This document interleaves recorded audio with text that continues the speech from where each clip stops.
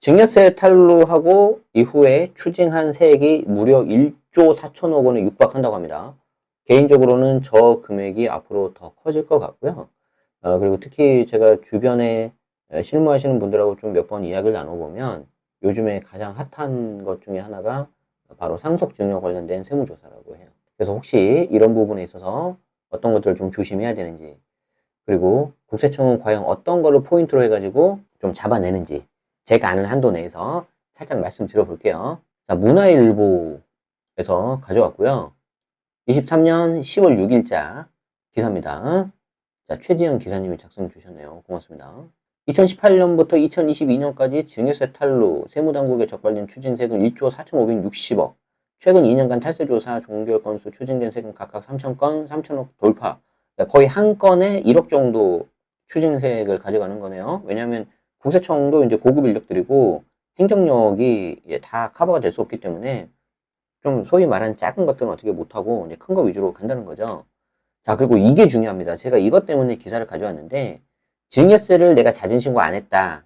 그러면은 여기에 대해서는 자금 출처 조사가 들어갑니다. 이게 다 한다는 게 아니라, 내가 신고 안 한 거에 대해서는 자금 출처 조사를 받을 가능성이 일부 있다. 그리고, 그런데 5년새 추징세액이 절반 가까이 감소했고, 그리고 무신고 조사 10건 중 4건은 1억 미만 소액 조사. 그리고 신고한 것도 있겠죠. 아까는 무신고였고, 신고한 거에 대해서는 정말 증여세 제대로 냈는지 그 과정들을 보는 거죠. 그러면 내가 신고를 하나 안 하나 뭔가 좀 찜찜할 수 있는 그런 거예요. 그래서 왜 제가 이런 것들이 더 많이 늘어날 거라고 생각을 하냐면, 이 무신고 건에 대해서 이루어질 수 있는 이 자금 출처 조사가 앞으로 트렌드가 될 거기 때문에. 최근 5년간 증여세 탈루에서 적발돼서 추징된 세금이 1조 4천억이고 매년 평균 3천억을 넘긴 거로 됐고, 그리고 뿐만 아니라 증여세를 신고하지 않은 무신고 건에 대해서는 국세청의 자금 출처 조사 추징액이 같은 기간 약 절반 가깝게 줄어드는 등 세무조사의 실효효과가 떨어지는 것으로 분석된다. 자, 이 기사는 세무조사의 실효성이 떨어지는 거 아니냐라고 하는데 저는 그렇게 안 본다는 거예요. 그래서 이 과정에서 고액 증여 탈세 사례가 향후 늘어날 수 있는 만큼 과세 역량 강화가 필요하다는 지적이 여권에서 나오고 있다. 저는 또 야권에서 나온 줄 알았는데 여권에서 나오고 있다고 해요. 뭐 지금 세수도 부족하고 그러니까 이렇게 나온 건데 이미 일선에서는 많이 하고 있을 텐데. 자, 6일 국회 기획재정위 소속 박태초 국민의힘 의원이 국세청으로 받은 증여세 탈세 추진 현황에 따르면 방금 내용이 나온 게 있습니다. 5년간 탈세 조사 종결 건수와 추징세액은 각각 14,307건, 그리고 1조 4,660억 원에 달하는 것으로 집계돼서 엄청나네요. 그죠? 연도별 증여세 탈세 조사 및 추징세액 현황을 보면 2018년 탈세 조사 종결 건수와 추징세액은 각각 2,581건, 2,783억, 이후 2019년에는 2,606건, 이런 거 좀 표로 좀 해주면 얼마나 좋아. 2,433억, 잠깐 줄었지만 2020년 다시 늘어나서 2,941건, 2,649건, 21년에는 3,423건, 3,246억. 이야. 그런데 이제 지난해에는 좀 이제 약간 줄었네. 자, 뭐 이게 대부분 이제 어떤 전반적인 분위기 아시겠죠? 자, 근데 제가 말씀드리고 싶은 거는 이겁니다. 자, 통상 국세청은 증여세를 자진 신고하지 않은 무신고 사례에 대해서는 자금 출처 조사를 한다. 납세자가 세금을 덜 낼 목적으로 증여받은 재산을 축소 신고한 건은 증여세 조사를 실시한다. 그러니까 신고 안 한 거에 대해서는 자금 출처 조사, 그리고 축소 신고한 건에 대해서는 증여세 조사. 야, 이러면 이게 뭐야 이게 도대체. 자, 실질적으로 내가 뭔가 증여 행위가 일어났다. 이건 여러분들이 개인적인 거니까 아시는 거잖아요. 그쵸? 그럼 여기에 대해서 신고를 안 한 경우도 있고요. 신고를 하는 경우도 있고. 딱 두 개밖에 없지 않습니까? 자, 그리고 무신고 같은 경우에는 증여 재산 공제에 해당이 되니까 말 그대로 이제 비과세 대상이니까 과세되지 않으니까 되는 경우, 이건 아무 문제 없겠죠. 이건 오케이죠, 오케이. 아무 문제 없어요. 자, 그런데 증여재산 공제 요구분은 넘었어. 이게 현실적으로는 세금을 내야 되는데 그냥 모르겠지 라고 하는 경우도 있죠. 그럼 여기 이제 걸릴까 안 걸릴까, 이게 문제죠. 여기. 근데 알아요, 몰라요? 아무도 모르죠. 아무도 모르는데 그걸 잡아내는 게 뭔지 말씀드린다는 거죠. 자, 그리고 이제 신고를 했어. 신고를 했는데 이것도 마찬가지죠. 제대로 신고한 게 있고 잘못 신고한 경우도 있겠죠. 그럼 제대로 신고했으면 오케이. 과정을 보고. 자, 잘못 신고했는데 과소 신고했다. 그럼 세금 걷어야 될 거 아니야. 그죠? 그리고 너무 과다하게 신고했다. 그럼 이거는 환급해줘야지.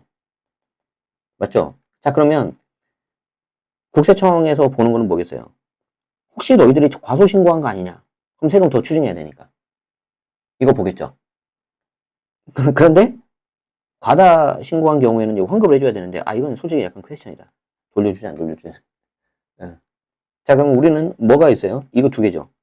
세금을 내가 신고를 했는데 약간 내가 작게 했어. 예, 그럼 여기 이제 잘 잡힐 수 있고요. 근데 이거는 내가 신고를 했으니까 뭔가 드러난 거잖아. 오픈됐잖아. 그죠? 자, 그런데 요건 내가 신고 안 했죠. 무신고죠, 무신고. 그럼 당연히 모르겠지.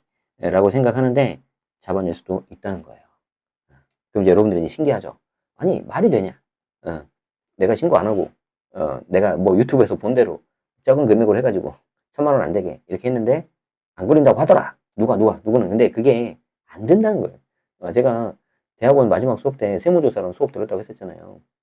거기에 실제 세무조사를 받은 세무사님뿐만 아니라 세무조사를 했던 세무공무원도 계셨어요. 들어보니까 진짜 장난 아니었어요. 근데 다 말씀은 좀 그렇고. 그래서 이제 다시 돌아가서 여러분들이 이걸 봐야 돼. 이거. 자금 출처 조사. 이게 아주 핵심이다, 핵심. 그럼 자금 출처 조사가 뭔지를 봐야 되겠지. 자금 출처 조사를 보려면 여기 지금 내용은 안 나왔는데, 자, 실제로 2018년 자금 출처 조사의 건의 약 절반을 차지하던 증여재산가액 1억 미만 소액 조사 비율이 39.4%까지 떨어졌지만 여전히 그 비중이 크기 때문에 이제 좀 여권에서는 더 좀 조사를 좀 해라, 좀 이런 거예요. 아시겠어요? 반면 고액조사 비율은 매년 5에서 6%인데 추징세액은 40% 수준 넘다. 이거는 어쩔 수 없죠. 파레토 법칙이니까. 파레토 법칙 아시죠? 모든 거에 한 20% 정도가 전체 그거의 80%를 차지한다. 그러니까 여러분들 옷장에 있는 옷이 있는데 뭐 예를 들어서 100벌이 있다. 근데 내가 주로 입는 옷은 대략 한 20%인 20여 벌이라는 거죠. 내가 식당을 운영하고 있다. 그런데 주 종목이 예를 들어서 순댓국이다. 국밥이다. 그러면 걔가 뭐 메뉴는 몇 개 안 되는데 주 매출 한 80%, 70, 80% 차지한다는 거예요. 마찬가지예요. 그렇기 때문에 요거 위주로 할 수밖에 없는데 여권에서는 소액 조사도 해라. 자, 그럼 여기서 이제 여러분들이 이걸 아셔야 되겠죠? 그럼 도대체 그러면 자금 출처 조사는 뭐를 하는 거냐? 자금 출처. 그럼 여기서 이제 여러분들이 알아야 되는 게 뭐냐면 PCI 조사를 알아야 돼요. PCI 조사. 여기서 내 거 그게 나와야 되는데 제네시스 박의 부동산 최소노트가. 자, 봅시다. 이거 유료인데 유료라서 원래 하면 안 되는데 잠깐 보여드릴게요. 잠깐만. 자, 이게 핵심입니다. 요거. 자, PCI 조사가 뭐냐면 P가 property, 재산이에요. 그리고 C가 consumption, 소비 지출액. 그리고 I가 income, 소득 금액. 자, 그러니까 이거 몇 번 제가 말씀드렸는데 이게 소득 지출 분석 시스템 모듈이라고 해가지고 국세청에서 2009년도에 발표한 보도자료인데 그 뒤로 이 관련 내용이 나오지가 않아요. 이게 꽁꽁 숨기고 있다는 거죠. 엄청 발달하고 있겠죠. 자, 뭐냐면 어떤 특정인이 부동산이나 주식 같은 재산을 취득을 합니다. 그럼 이게 증가액이 나오겠죠.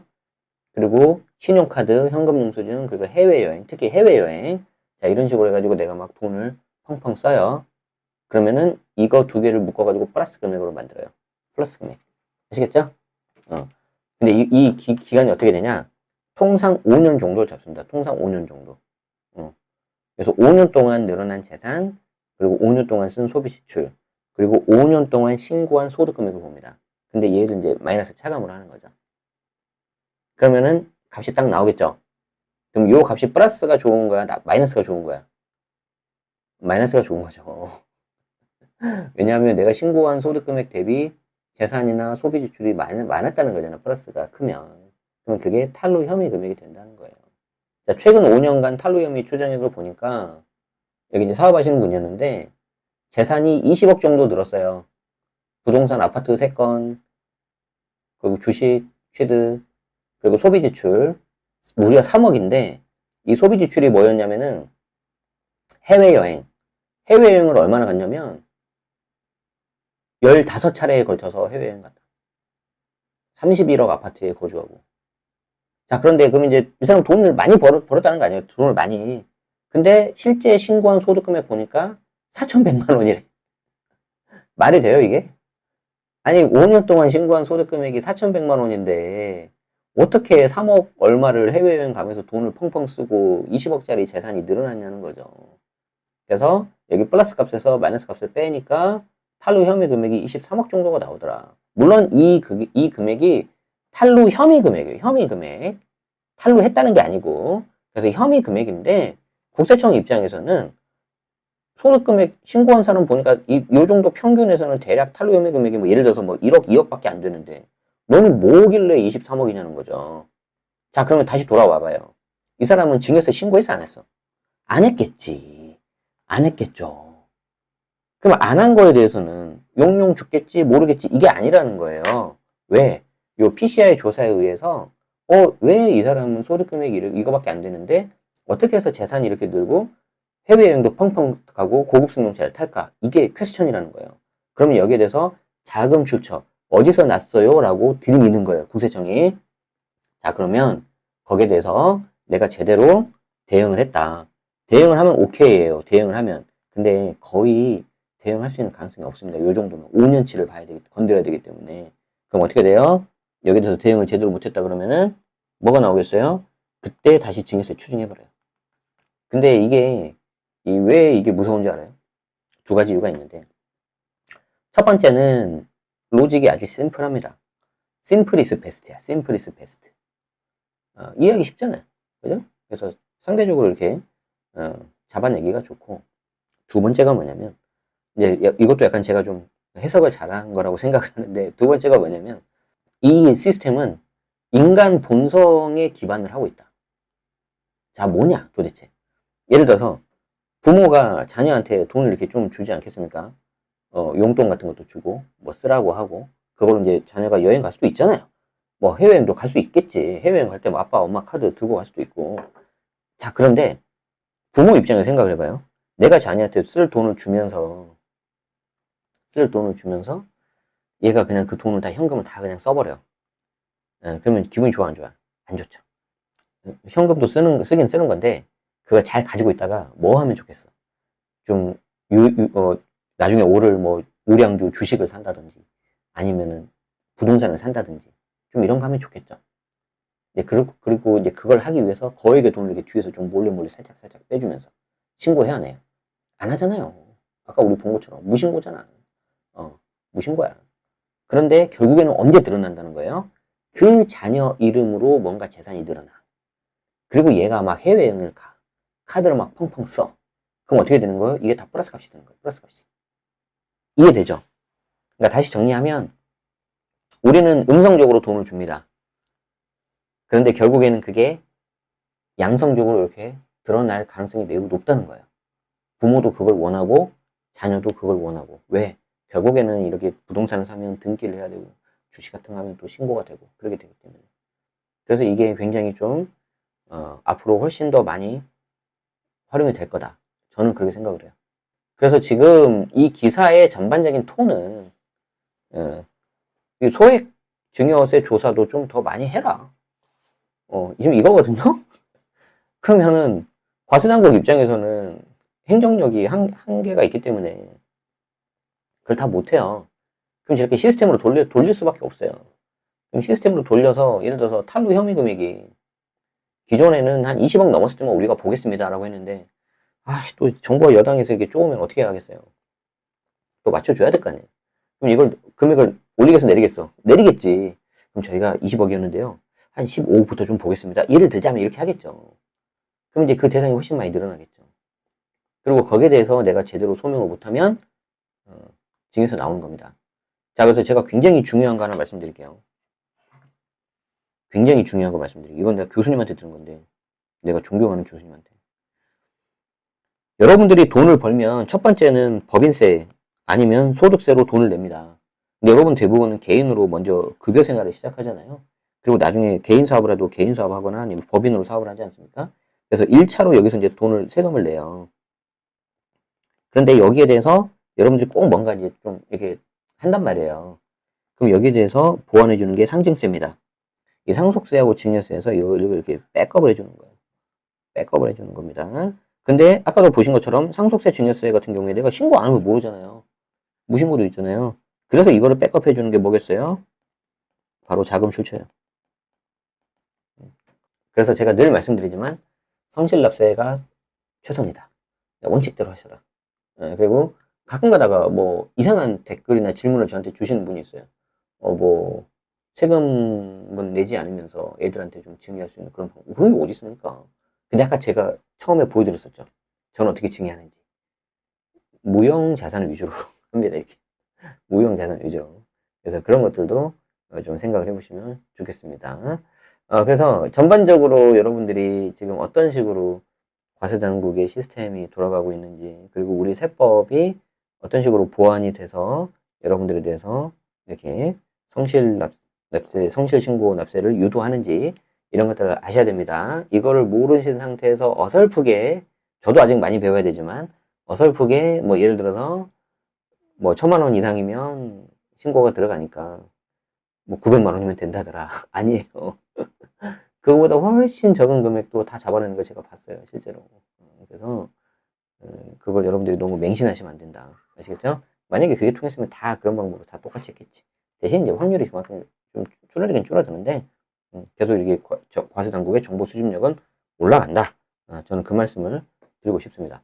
자, 생각보다 좀 양이 길어졌네요. 원래 짧게 하려고 했었는데 또 이렇게 긴 시간 시청해 주셔서 감사하고요. 가급적 매주 화요일 라이브를 하려고 하고 있습니다. 지금 이거는 주말에 한번 또 라이브를 했었어요. 오늘도 함께 해주셔서 고맙습니다. 도움되셨다면 좋아요, 구독 부탁드리겠습니다. 고맙습니다.